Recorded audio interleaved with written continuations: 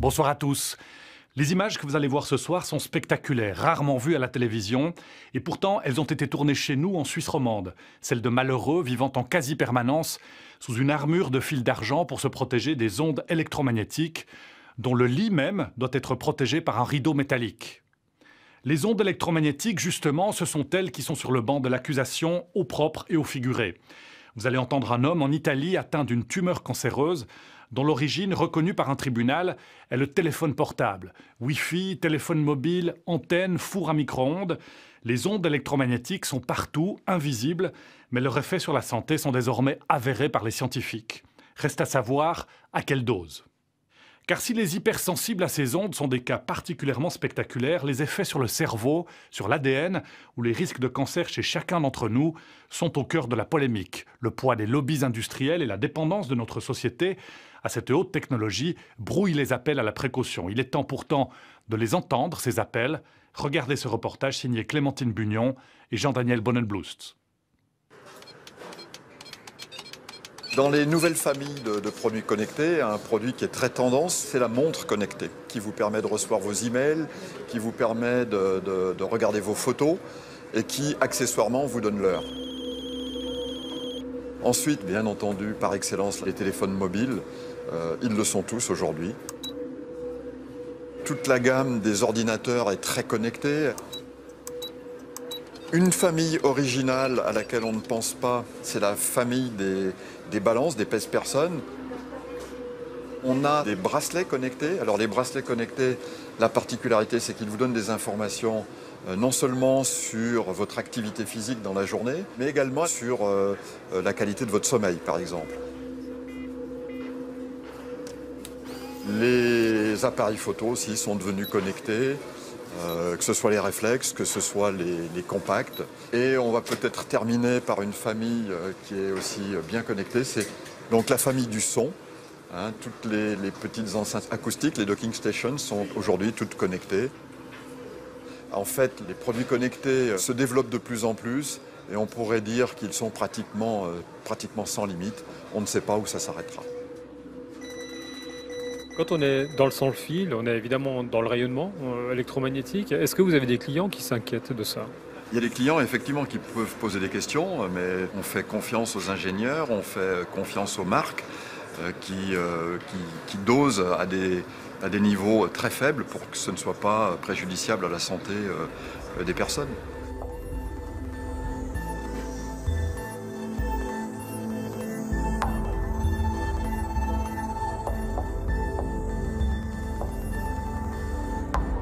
Dans le monde connecté, le téléphone mobile est une star. En Suisse, 97% de la population de plus de 16 ans en utilise un. Qualifiés désormais d'intelligents, les appareils communiquent entre eux via les antennes dans un nuage électromagnétique qui rayonne en permanence. Mais derrière l'enthousiasme quasi général suscité par cette technologie, le débat médical et scientifique s'affole.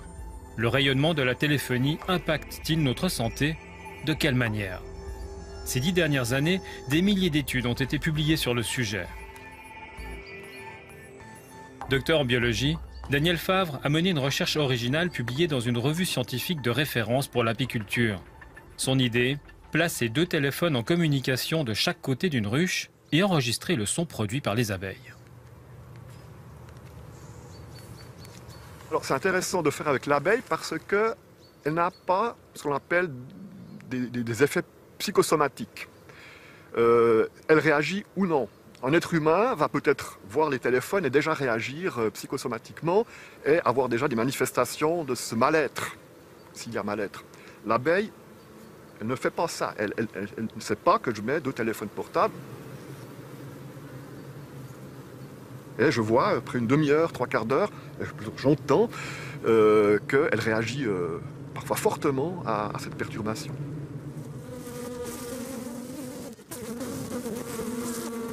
Les abeilles s'agitent, deviennent nerveuses, et vous pouvez analyser ce comportement grâce au son que fait la colonie dans la ruche.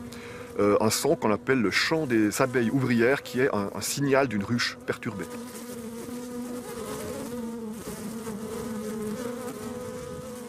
Qui veut dire quoi exactement? Alors ce signal est un des 2 messages que la colonie a pour donner le signal de l'essaimage, autrement dit, le départ de la reine avec une partie de la colonie hors de la ruche.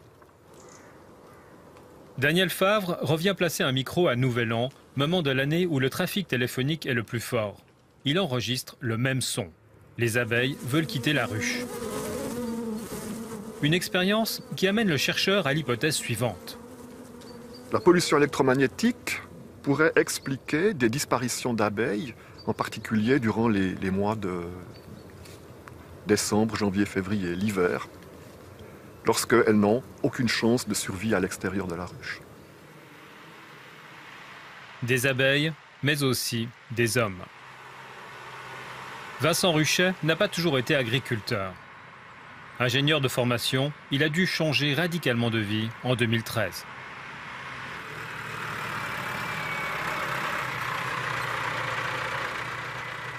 J'étais technicien pour les grands opérateurs de téléphonie mobile. J'avais à peu près entre 10 et 15 appareils qui rayonnaient autour de moi toute la journée. Et c'est suite à ces années d'exposition, à peu près 8 années d'exposition directement, que mon problème est survenu. Vincent Ruchet est devenu électro-hypersensible, comprenez, intolérant au rayonnement électromagnétique. Un phénomène qui s'apparenterait à un effet de seuil, les symptômes se déclarant après la dose de trop. En Suisse, un sondage réalisé par l'Office fédéral de l'environnement en 2004 révèle que 5% de la population se déclare sensible aux ondes. Chez Vincent, il s'agit d'une hypersensibilité extrêmement forte. À peu près dans le quart d'heure, j'ai les premiers symptômes qui sont légèrement des picotements sur l'arrière du crâne, une énorme fatigue. Ensuite, ça remonte, ça me touche la vision et des céphalées terribles. Les facteurs qui sont permanents sont des migraines très incapacitantes. Cela ne me permet plus de travailler, de réfléchir ou de lire. C'est impossible. J'ai plus qu'envie d'une chose, c'est de m'enfermer dans une pièce noire et de plus rien voir. Le spectre électromagnétique s'étend de l'inoffensif rayonnement naturel terrestre à la radioactivité. Les champs qui font le plus débat aujourd'hui sont ceux des basses fréquences des lignes à haute tension ou des appareils électriques, et ceux des hautes fréquences de la téléphonie, des antennes et du Wi-Fi, proches de celles des fours micro-ondes. Ces fréquences appartiennent à la famille des rayons non ionisants, et Vincent Ruchet les redoute.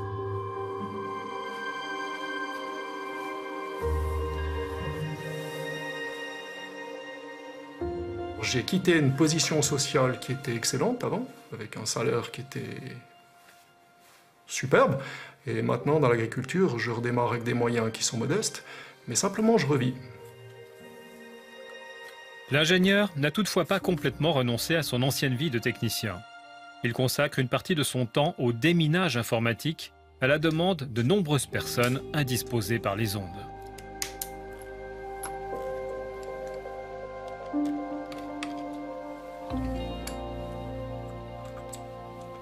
Voilà l'élément incriminé, le module haute fréquence. C'est lui qui génère le Wi-Fi, le Bluetooth, et qui nous pose tant de problèmes. Juste ce petit composant électronique. Alors qu'on peut très bien faire sans. Simplement par une connexion par câble, qui est beaucoup plus rapide, à peu près 10 fois plus rapide. Le problème d'un électrosensible, il ne refuse pas la technologie. Simplement, il faut qu'elle soit biocompatible. Isolé à 3 km de l'antenne relais la plus proche, Vincent Ruchet a trouvé une solution à son problème. Mais aujourd'hui, il est quasi impossible de se mettre complètement à l'abri du rayonnement. La téléphonie mobile s'appuie sur un réseau de 18 000 antennes bichonnées par les 3 opérateurs, Sunrise, Salt et Swisscom.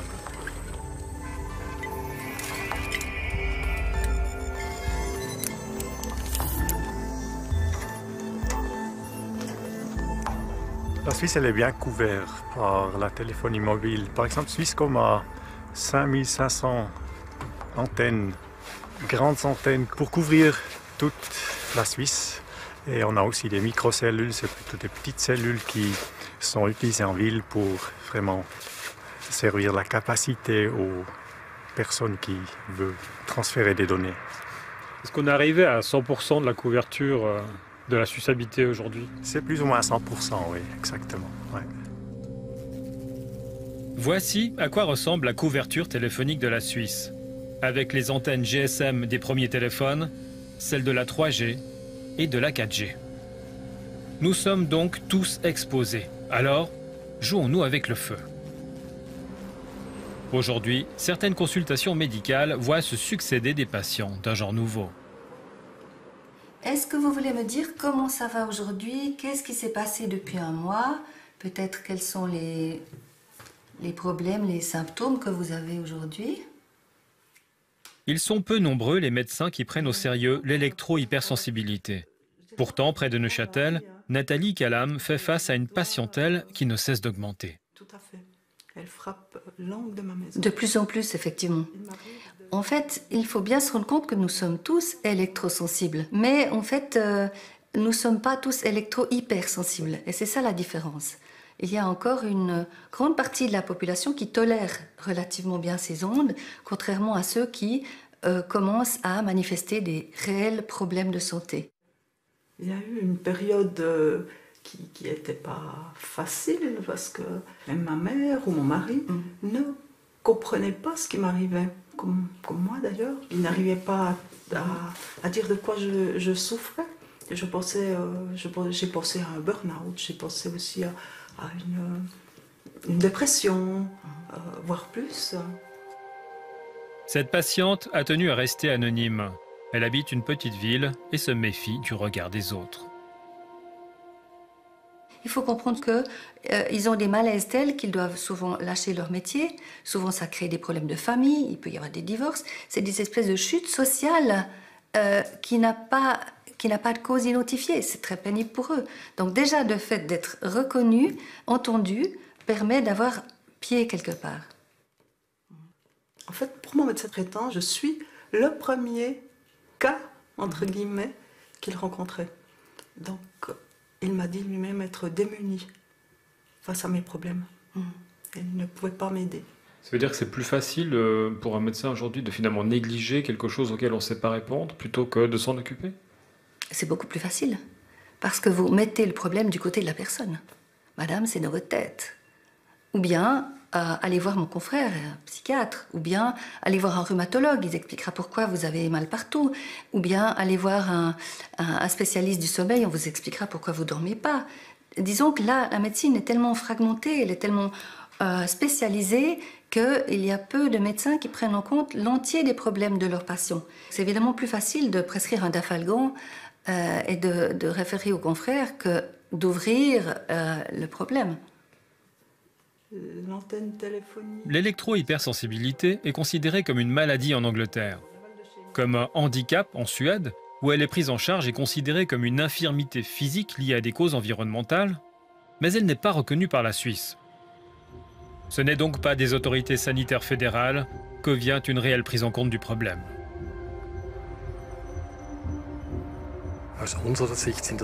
De notre point de vue, l'électrosmog n'entraîne pas de maladie et les appareils qui en seraient responsables sont sûrs. Nous ne voyons pas la nécessité d'action urgente. Nous suivons la situation dans le domaine des rayons non ionisants et de l'hypersensibilité. De notre point de vue, ce n'est pas un objectif prioritaire.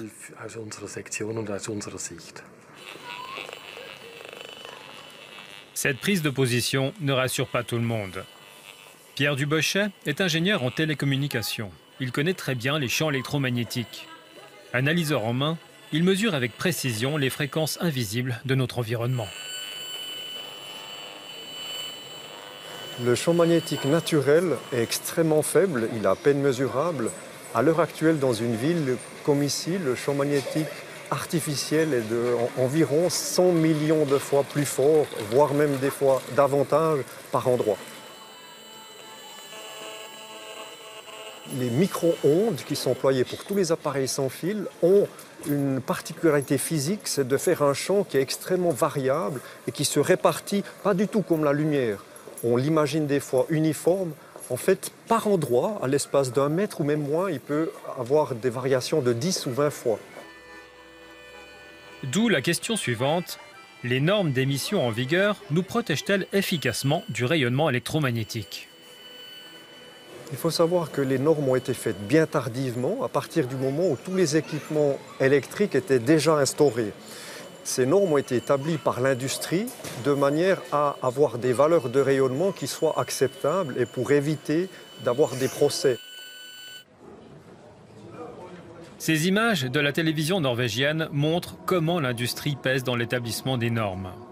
La séquence a été tournée lors d'une réunion de l'Institut des ingénieurs électriciens et électroniciens, l'IEEE, une organisation regroupant les spécialistes mondiaux des télécommunications. Quand leurs membres spécialisés dans la sécurité électromagnétique révèlent les noms de leurs employeurs, voilà ce qu'on apprend.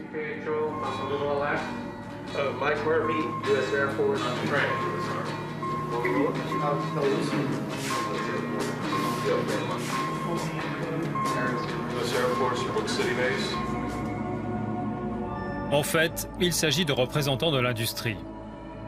Cette organisation a émis des recommandations sur les valeurs d'exposition liées à la téléphonie mobile.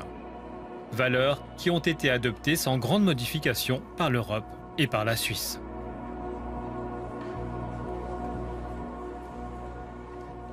Les normes sont définies non pas pour une protection sanitaire en disant il n'y a aucun effet, il n'y a aucun risque. Elles disent simplement au-dessus de ces valeurs, on est certain qu'il y a un risque d'effet biologique à court terme. Et en fait, on a un peu travesti ce message en disant en dessous de ces valeurs, il ne se passe rien. Dans la plupart des pays aujourd'hui, la valeur maximum d'exposition aux antennes est de 61 volts par mètre. La Suisse a repris cette norme en y ajoutant un principe de précaution, limitant à 6 volts par mètre l'exposition dans les lieux dits à utilisation sensible. Sont concernés l'habitat, les écoles, les postes de travail à l'intérieur des bâtiments, certaines places de jeu, mais pas l'espace public extérieur ou les lieux de passage comme les gares. Aujourd'hui, les opérateurs sont toujours plus gourmands. Ils veulent faire sauter le carcan des 6 volts par mètre qu'ils estiment être une limite pour leurs activités. La demande, elle ne cesse pas d'augmenter.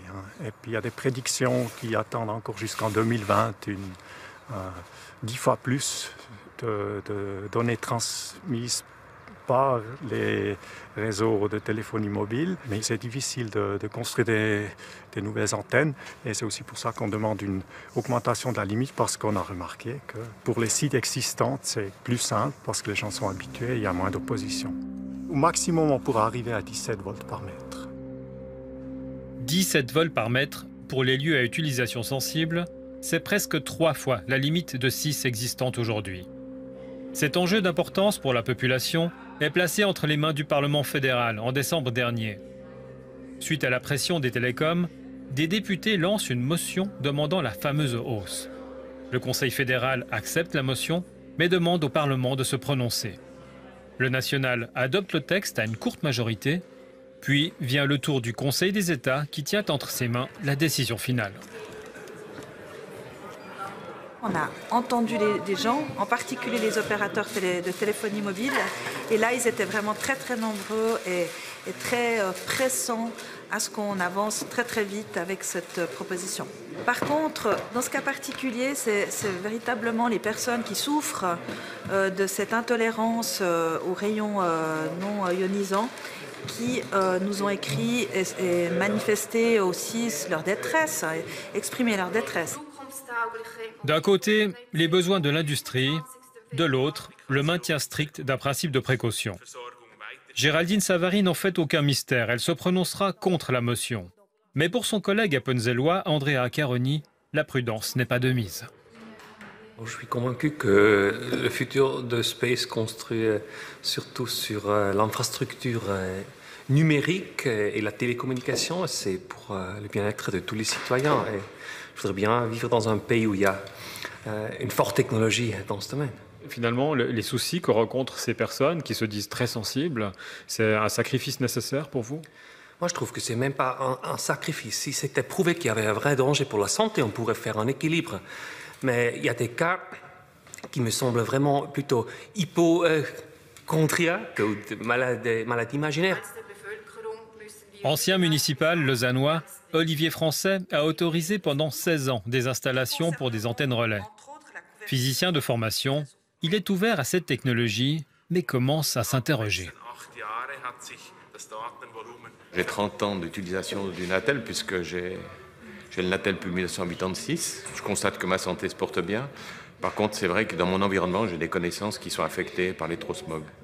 Donc je m'interroge, et en tant que scientifique encore plus, on ne pourra pas s'amuser à augmenter par principe d'augmenter parce qu'il y a un besoin. Dire oui à une motion, c'est une entrée en matière sur une évolution. Voter la loi, c'est encore un autre impact. Ce qui est sûr, c'est que j'aurai un vote, en tout cas réservé. Le débat démarre, les opposants prennent la main. Donc on doit quand même en tenir compte. Et moi, je dois vous dire, chers collègues, que sur cette question, je fais acte d'humilité. Je trouve que comme Parlement de milice, on atteint presque notre seuil de compétence. C'est très difficile de juger des effets de ces rayonnements. C'est très difficile de juger des conséquences de notre décision aujourd'hui si on augmente la puissance de ces antennes. Nous sommes 4 à nous être abstenus sur la prise en considération de cette motion et je suis l'un des 4 qui doute. Je ne suis pas sûr que la motion, qui est un acte contraignant, soit la meilleure des mesures aujourd'hui. Et oui, Monsieur Kramer, peut-être que je dirais non. Je suis toujours dans le doute. Sie können stimmen. Et contre toute attente, le Conseil des États dit non. Un retournement de situation créé par les partisans du doute qui l'emportent à une voix près. Damit ist die Motion abgelehnt und erledigt. La montée en puissance des antennes relais est donc repoussée à plus tard. Et dans l'attente, le réseau actuel continue à se développer. À Orbe, un projet d'implantation de l'opérateur Salt sème la discorde. On va nous installer une antenne sur le toit du bâtiment qui se trouve juste là à côté de nous. Et cette proximité, bien sûr, m'a interpellé. Et j'ai lancé une opposition à la mise à l'enquête de cette antenne. Jean-Daniel Besson est un ingénieur de Swisscom à la retraite. Les antennes relais, il connaît ça très bien, et la perspective d'en voir une érigée à 50 mètres de chez lui ne l'enchante guère. Et il n'est pas seul. La totalité des voisins résidant proches de la future antenne se sont prononcés contre l'installation. Quand vous étiez dans l'entreprise, est-ce que cette question de sécurité, de dangerosité des ondes supposées, est-ce que c'était thématisé, est-ce qu'on en parlait? Sur l'aspect technique, oui, jamais sur l'aspect médical. C'est un aspect que j'ai découvert entre-temps. J'ai été confronté en particulier avec mon voisin qui est électro-hypersensible, des choses que j'ignorais aussi. Donc maintenant, je revu un peu ma position. Le voisin de M. Besson habite à 30 mètres de l'immeuble où la future antenne devrait être placée. Juriste de métier, il a été médicalement diagnostiqué électro-hypersensible et doit se protéger de façon intégrale. Depuis 2016, je suis électro-hypersensible. Je dois, le jour, porter des tenues tissées en fil d'argent pour me protéger. La nuit, dormir dans une cage de Faraday, un baldaquin en fil d'argent. Si une telle antenne arrivait, le champ électromagnétique serait encore plus élevé chez moi. Et à une distance aussi faible, je serais littéralement irradié avec un danger de mort.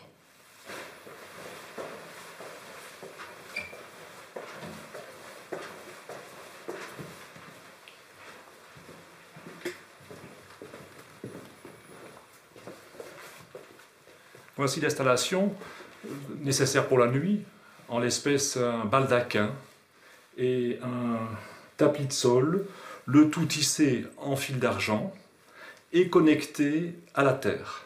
Donc, grâce à ceci, on parvient à filtrer environ 90% des champs électromagnétiques de basse, haute et hyperfréquence. La protection n'est donc pas totale, mais cela réduit l'exposition. C'est vraiment une vie qui bascule. Il y a un avant, et puis au cours duquel je m'attendais à rien de tout cela, et puis une césure, et tout à coup c'est la plongée dans un univers. J'ai découvert qu'il y avait beaucoup d'autres personnes électro-hypersensibles, et je me bats depuis lors pour tenter de ne pas couler, dirons-nous. Quels sont les symptômes que vous ressentez finalement quand vous êtes exposé aux champs électromagnétiques? Des acouphènes extrêmement violents, au niveau cérébral ça crépite littéralement, des douleurs musculaires, des palpitations cardiaques, il y a une arythmie donc extrasystole ventriculaire très préoccupante, et des problèmes de vertige, une forme d'état de malaise général. Cette controverse autour de l'antenne d'Orbe illustre bien l'impasse dans laquelle se retrouvent très souvent les autorités communales.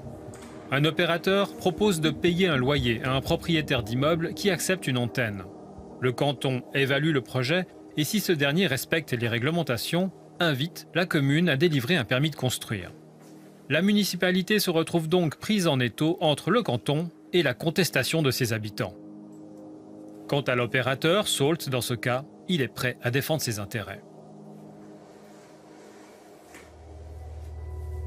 L'autorité cantonale compétente a récemment approuvé notre demande de permis de construire concernant la dite antenne à Orbe. Par conséquent, il appartient désormais à la commune de prendre une décision définitive dans cette affaire.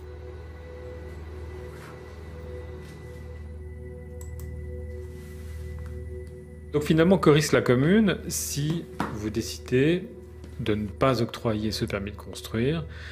Qu'est-ce qui va se passer avec l'opérateur? Salt va mettre en œuvre ses avocats afin de pouvoir obtenir ce permis de construire malgré la volonté de la municipalité de ne pas le donner. Donc vous faites face finalement à une action juridique? On fait face à une action juridique qui a été menée de nombreuses fois par les communes et malheureusement très souvent perdue par les communes. Alain attend avec anxiété la décision finale concernant l'antenne. Dans l'attente, il mène des recherches sur les effets des champs électromagnétiques et essaye de défendre ses droits. Il me semble qu'un droit de l'homme essentiel est le droit à la santé. Que par ailleurs, quand une constitution garantit le droit à la liberté individuelle, quel est son sens pour une personne comme moi qui ne peut plus aller et venir? À ce jour, l'électro-hypersensibilité est reconnue et décrite par l'OMS, mais le lien causal avec les champs électromagnétiques n'est pas officiellement pris en compte. À Paris, des travaux scientifiques ont permis de mettre en évidence ce syndrome de manière objective. Ces travaux ont été menés par Dominique Bellepomme, cancérologue internationalement reconnu et expert en santé environnementale. Voilà, toutes ces armoires correspondent aux malades venus me consulter pour une intolérance au champ électromagnétique. C'est la plus grande série mondiale, 1500 cas examinés cliniquement et biologiquement depuis ces 5 dernières années. Les patients ont subi des examens neurologiques et des tests biologiques permettant de doser vitamines et protéines. On a aussi mesuré le flux sanguin de leur cerveau, ce qui a permis une découverte inquiétante. Nous observons effectivement que certaines zones du cerveau sont moins bien irriguées que d'autres, que ce soit lié à une baisse de fluidité du sang, notamment avec des globules rouges qui s'agglutinent, ou tout simplement aussi avec des capillaires sanguins cérébraux qui sont anormaux. Toujours est-il qu'il y a insuffisamment de sang qui passe, si vous voulez, dans ces zones du cerveau. Et à partir du moment où vous avez une baisse du flux sanguin dans certaines zones du cerveau, vous avez une baisse d'oxygène. Et quand vous avez un manque d'oxygène qui arrive au niveau des neurones, qui sont les cellules nobles du cerveau, et bien effectivement, vous avez dans un premier temps un dysfonctionnement des neurones. Et si l'exposition au champ électromagnétique persiste, vous avez destruction du neurone. Et à ce moment-là, nous entrons dans une véritable maladie d'Alzheimer ou une maladie apparentée à ce que Alzheimer a décrit. Alors voilà, un écho-doppler cérébral pulsé normal. Le Doppler cérébral pulsé est un instrument permettant de mesurer la vitesse des globules rouges dans les vaisseaux intracrâniens. Ici, c'est le lobe temporal droit, ici, le lobe temporal gauche. Et comme vous le voyez, le flux sanguin passe parfaitement. Chaque fois que c'est rouge ou orange, ça veut dire que le flux sanguin est normal. Par contre, ici, on a le même chez un sujet électro-hypersensible. Comme vous le voyez, ici, dans cette région capsulo-thalamique, qui correspond au système limbique, il y a pratiquement plus de sang, plus de globules rouges qui passent. Un constat alarmant qui commence à trouver une prise en compte toujours plus large au sein de la communauté scientifique. Vous avez le rapport Bioinitiative, qui est un rapport qui fait l'état de plus de 3000 articles scientifiques, démontrant formellement que les champs électromagnétiques sont excessivement toxiques, non seulement avec un risque de cancer, mais également avec un risque sur le système nerveux central. Et il y a des maladies telles que la sclérose en plaques pour lesquelles on suspecte très fortement une origine liée au champ électromagnétique. Donc si vous voulez, c'est pour ça que l'électro-hypersensibilité n'est que la partie émergée de l'iceberg. Et c'est toute une pathologie qui gravite derrière ce premier état biologique qu'est l'électro-hypersensibilité. Aujourd'hui, il y a vraiment un début de reconnaissance qui est croissant au niveau de la communauté médico-scientifique internationale. La communauté scientifique, mais aussi la justice. Dernièrement, plusieurs jugements ont été rendus en faveur de personnes souffrant du mal des ondes. À Toulouse, un tribunal octroie une rente d'invalidité à une femme reconnue électro-hypersensible. À Grenoble, la justice ordonne le retrait d'un compteur d'eau connecté nouvelle génération au domicile d'une personne également électro-hypersensible.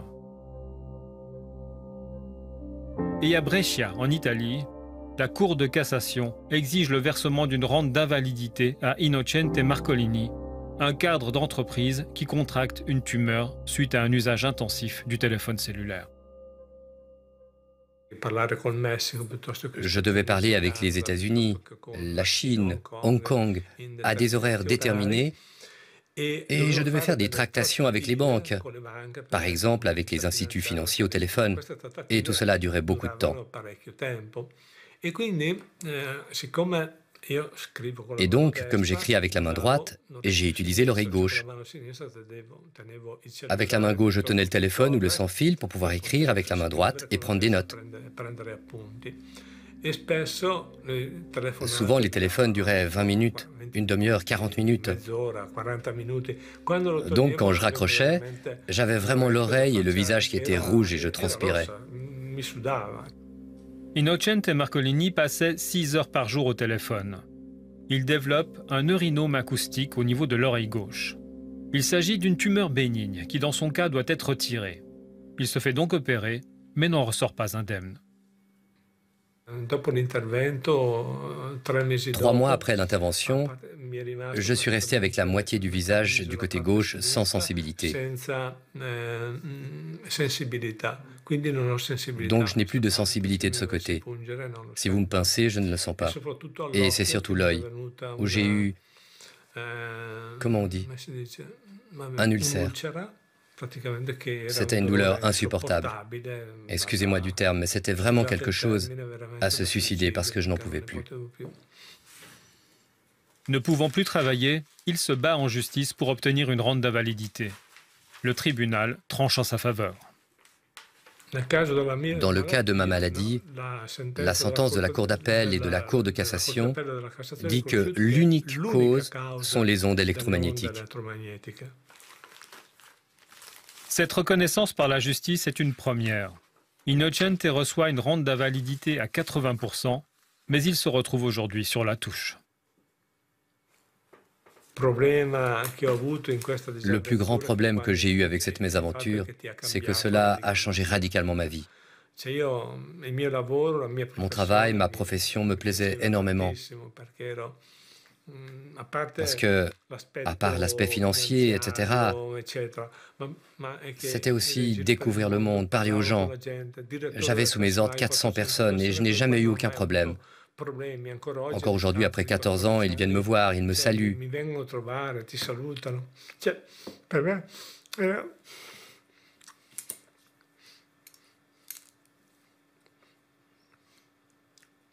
Je n'ai plus la satisfaction de travailler. Moi, je vois le travail comme une réalisation de soi-même.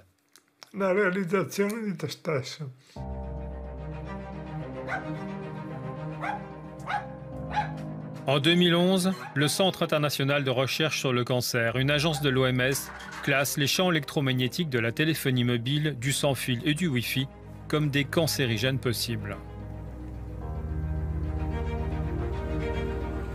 Une des études les plus récentes sur le cancer a été commanditée par le gouvernement américain à travers son programme toxicologique national. Le but, étudier des rats et des souris soumis au rayonnement de la téléphonie mobile de manière continue sur 2 ans. Nous avons contacté Ron Melnick, la personne qui a conçu le programme de recherche. Il a répondu à nos questions depuis le Connecticut. Nous avons testé l'hypothèse qu'il n'y aurait pas d'effet biologique. Et les résultats disent qu'on peut réfuter cette hypothèse, parce qu'on a observé des effets sur la santé.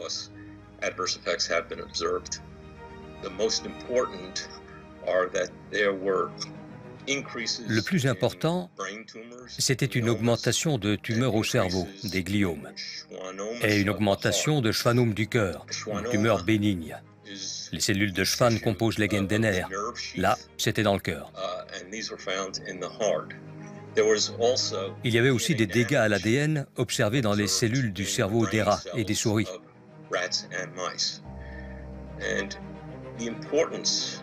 L'importance de ces découvertes, c'est leur cohérence avec ce qui a été décrit chez l'homme. Mais diriez-vous que téléphoner est dangereux?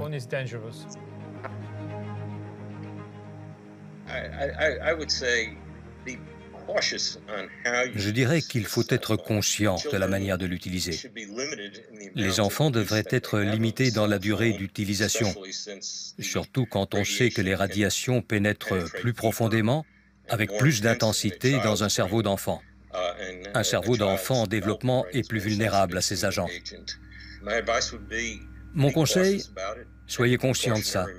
Prenez des mesures de précaution, utilisez les haut-parleurs, utilisez des écouteurs, faites des SMS, sauf quand vous conduisez, et essayez de tenir l'antenne du téléphone loin du corps. Cette mise en évidence d'un risque de cancer confirme les résultats d'autres études sur l'homme menées en Europe. Études qui ont croisé l'apparition de tumeurs et l'usage intensif du téléphone. Toutefois, il existe encore de nombreux sceptiques.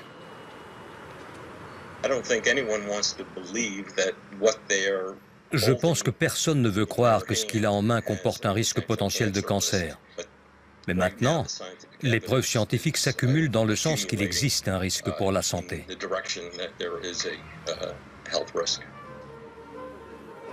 Les résultats de l'étude sont encore partiels, mais le programme toxicologique américain a décidé de les rendre publics en raison de leur importance.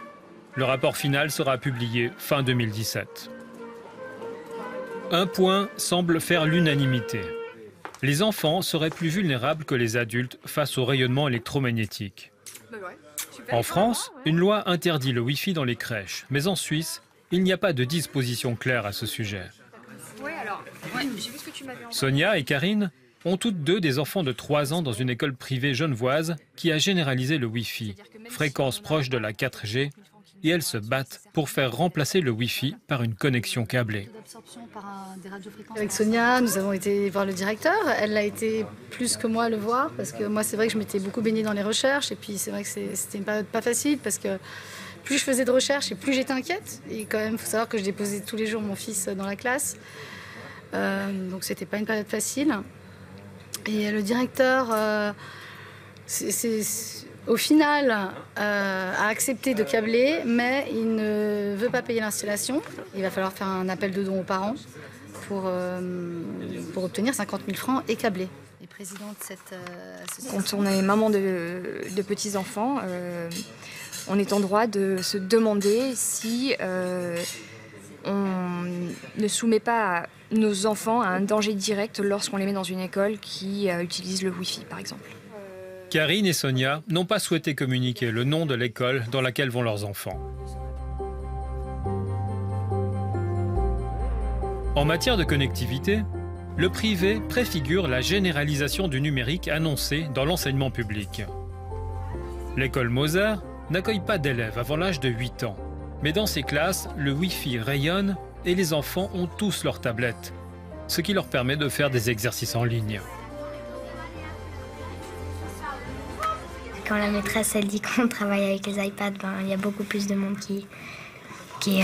on est plus content d'être sur les iPads que d'écrire, mais... Et surtout, on avance plus vite parce que c'est plus rapide et on écrit moins, donc ça avance plus vite, donc on fait plus d'exercices, donc on apprend plus. En fait, on a des applications pour faire des exercices et tout. Et c'est plus sympa, et quand c'est plus sympa, on apprend mieux. Tous les départements de l'instruction publique, tous les pays aujourd'hui investissent massivement dans le déploiement de Wi-Fi dans les écoles parce qu'il y a une interaction qui est extraordinaire, qui serait complètement impossible avec des outils câblés. Donc on n'est plus dans cette logique-là, je crois. Mais les gars, on en fait une seule. Vous avez assez confiance dans l'arsenal législatif qui réglemente le domaine aujourd'hui? Je préfère avoir confiance. Voilà ce que je peux dire. Maintenant, oui, ça serait quand même assez énorme d'imaginer que les lobbies industriels et économiques aient un poids pareil aujourd'hui au XXIe siècle par rapport aux chercheurs, par rapport à l'indépendance de la recherche. Je crois dans les normes aujourd'hui européennes qui ont décidé et décrété qu'on avait encore la possibilité de laisser utiliser ces outils, même avec des enfants plus jeunes, et que leur exposition n'était pas et leur santé mise en danger. Mais peut-on vraiment faire confiance? En 2006, les universités de Bâle et de Berne analysent une 60aine d'études portant sur la dangerosité du téléphone mobile.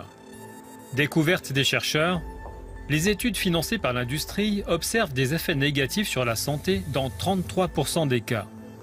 Les études financées par le public observent des effets négatifs dans 82% des cas. Conclusion, les résultats diffèrent en fonction du financement, ce qui jette un doute sur l'indépendance des chercheurs. Au Parlement de Strasbourg, la députée verte et docteur en biologie Michèle Rivasi dénonce ce phénomène. On a plein de faisceaux scientifiques avec des expertises indépendantes qui montrent qu'il y a un effet, et puis les opérateurs nous sortent d'autres études qui financent eux-mêmes, vous voyez, pour entretenir le doute.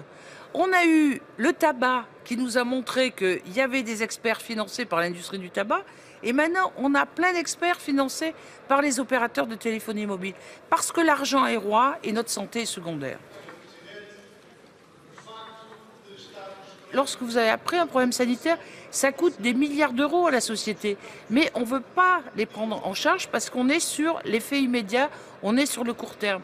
Et moi, ce que j'essaie de leur montrer, c'est que si on continue comme ça, toutes les études scientifiques montrent qu'il y aura une augmentation de gens qui seront intolérants aux champs électromagnétiques et qu'il faut anticiper, il faut diminuer, vous voyez, les champs électromagnétiques. Donc c'est à nous, députés européens, vous voyez, de pousser la Commission et de pousser justement ces financements pour une recherche indépendante. Parce que si elle n'est pas indépendante, on connaît déjà la conclusion.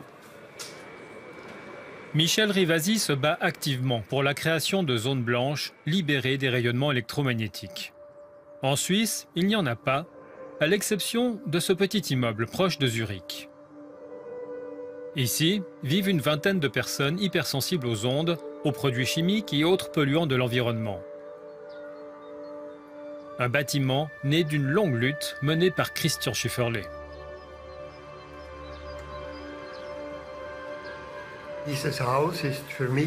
Cette maison, pour moi, c'est une forme de reconnaissance de l'électrosensibilité et de la sensibilité aux produits chimiques. C'est une grande victoire, parce que c'est le premier projet. Cet immeuble est unique en Europe.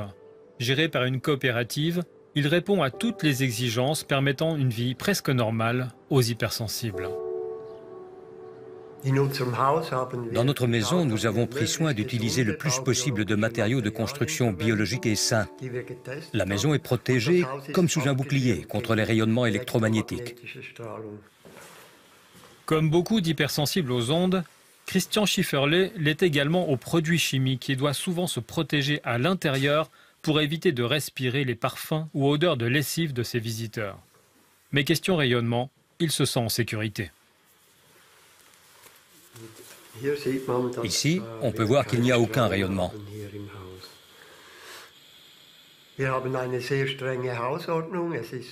Nous avons des règles très strictes. Ce n'est pas permis d'allumer le téléphone mobile, on n'a pas de Wi-Fi, tout est câblé. Pour les téléphones, nous n'avons que des téléphones fixes et pas d'émetteurs dans notre maison.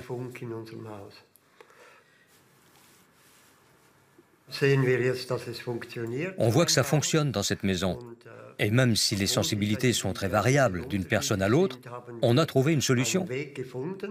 Et nous aimerions réaliser d'autres projets. Ce serait super. Le bâti conventionnel, par contre, est perméable aux champs électromagnétiques.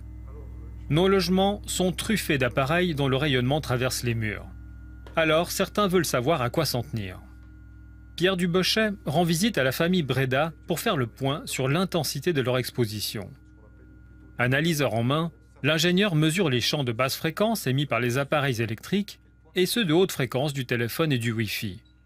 Premier test avec le four micro-ondes.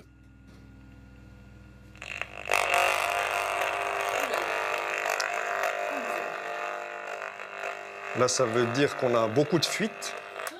Donc les micro-ondes ne restent pas dans la cage, elles sortent. Alors on ne les sent pas forcément, mais elles sont présentes à un niveau qui est assez élevé. Vous voyez ici, on entend très bien, il y a un niveau d'onde qui est encore assez élevé pour le four à micro-ondes. Je dirais que des personnes très sensibles pourrait être incommodé par cet appareil à 20 ou 30 mètres de distance. À côté, vous avez un téléphone DECT, un téléphone sans fil. Pour l'instant, je vois qu'il est sur la base et je vais vous demander de lever le combiné. Alors, je descends le volume. Là, je vous invite aussi, dans la mesure où vous n'employez pas le téléphone, de le poser sur le socle, parce que si vous le laissez par exemple le soir, ici sur la table, et que vous avez votre chambre à coucher qui est assez proche, autour de votre lit, il y aura le rayonnement du téléphone DECT. Mais ce qui veut dire que quand je téléphone, je m'en prends plein la tête avec ce téléphone-là. L'appareil émet au moment où vous téléphonez, comme avec un smartphone ou comme d'autres appareils. Ça, c'est la technologie qui veut ça. Vient le tour de la petite enceinte Bluetooth.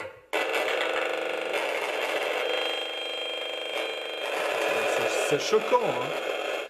Et celui de la cuisinière à induction qui émet des basses fréquences.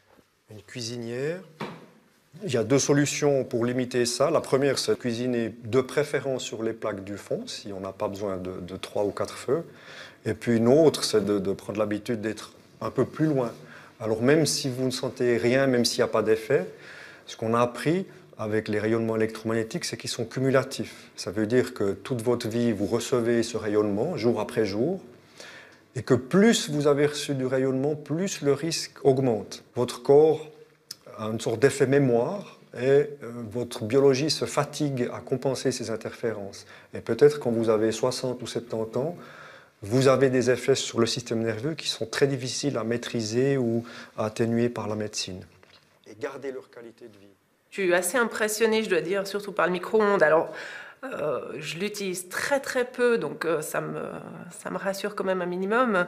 Maintenant, le téléphone, c'est celui que je sentais, enfin, que je sens quand je téléphone, et je suis très mal à l'aise avec ce téléphone-là. J'ai toujours eu avant des téléphones avec fil, et puis maintenant, on n'en trouve plus tellement, en fait, à part des trucs un peu ringards. Mais je crois que je vais y repasser, et puis... Par contre, les plaques à induction, j'aurais de la peine à m'en passer, à vrai dire. Puis mon iPad, encore plus. Donc voilà, je crois que je vais faire des choix. Il y a des choses que je vais garder, puis il y en a d'autres que je vais éliminer à coup sûr. Autre conseil de l'ingénieur, éteindre le Wi-Fi pour la nuit et mettre les portables sur mode avion lorsqu'on dort à côté. Déconnecté, il fonctionne très bien comme réveil matin. Ces mesures de précaution, Sostenberger ne les a pas appliquées jusqu'en 2011, année où il est devenu intolérant aux champs électromagnétiques. Depuis, cet ingénieur en mécanique a dû apprendre à s'adapter. Il a investi plusieurs dizaines de milliers de francs pour se protéger. Blindage des fenêtres, peinture isolante au carbone sur les murs, isolation du circuit électrique, tout pour se mettre à l'abri des rayonnements. Sa maison est devenue saine, comme un îlot au milieu d'un monde ressenti comme toujours plus hostile. Il n'y a plus de ciné, il n'y a plus d'exposition, il n'y a plus de musée, il n'y a plus... Mais nos filles, quand elles donnent des représentations théâtrales ou dans le cadre scolaire, en gros, j'en suis exclu de facto, ce qui est assez pénible aussi. Socialement parlant, mon rôle de paternel est bien réduit. Bon, alors ce qu'on s'est dit, c'est si on ne peut plus aller dans le monde, c'est le monde qui va venir à nous. Donc on essaie de faire des invitations. Ou alors si y a quelque chose en externe, toujours dire bon ben, il faudra éteindre votre Wi-Fi, ou il faudra désactiver les téléphones. Ou est-ce qu'on ne pourrait pas plutôt se faire la promenade là? On sait qu'il n'y a pas d'antenne. Voilà, mais moi qui adorais promener, maintenant c'est un peu raté quoi. Soit je vais tout seul, ou bien moi j'y vais pas. Donc c'est toujours le choix. Est-ce que je laisse mon mari tout seul à la maison comme un chien, ou on fait des choses en famille? Donc si on veut faire des choses en famille, c'est ici.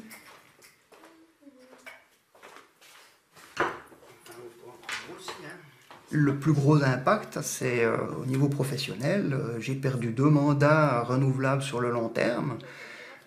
Comme indépendant, et ça dit bien ce que ça veut dire, comme indépendant, vous avez 0 revenu. C'est du coup vous qui faites bouillir la marmite, si je puis dire? Oui, ah, oui. Je suis à temps partiel et puis on vit à 4 sur mon temps partiel. Oui. Donc c'est vrai que c'est une charge pesante sur mes épaules. De leur côté, Lynn et Marie-Lou ont appris à limiter leur exposition suite aux problèmes de leur père. Je pense que ça doit être assez difficile pour lui, justement. Et aussi difficile pour nous, du coup, parce qu'il y a des sortes d'échos. Et je pense que ça peut arriver à tout le monde. Et puis, c'est ça qui est vraiment grave, dans le sens que tout d'un coup, quelqu'un qui va très bien peut aller mal. Et ça nous prend par surprise, quoi. Être hypersensible dans un monde connecté en plein développement, c'est se résigner à vivre comme un marginal. Du dégoût à la moquerie, en passant par l'intérêt, il y a un peu toutes les réactions, suivant les prédispositions des gens, suivant le contexte, souvent dans la rue, si je croise quelqu'un, c'est plutôt le dégoût, la méfiance aussi. Il y a une forme, peut-être parfois, d'un peu de compassion, dire, j'ai cru entendre des gens qui disent moi si ça m'arrive, moi je me fous le tour. Donc voilà, un peu toute la panoplie des comportements humains par rapport à ce qui était une bizarrerie il y a 5 ans, ce qu'il est de moins en moins malheureusement aujourd'hui. À l'aube de l'avènement de la 5G, qui nécessitera des capacités de transmission plus puissantes encore, les mises en garde de la communauté scientifique se font toujours plus précises. Certains jugeront peut-être cette prudence excessive, mais il devient toujours plus difficile d'ignorer les effets imputables à cette technologie. Quel prix serons-nous prêts à payer pour continuer à en profiter ?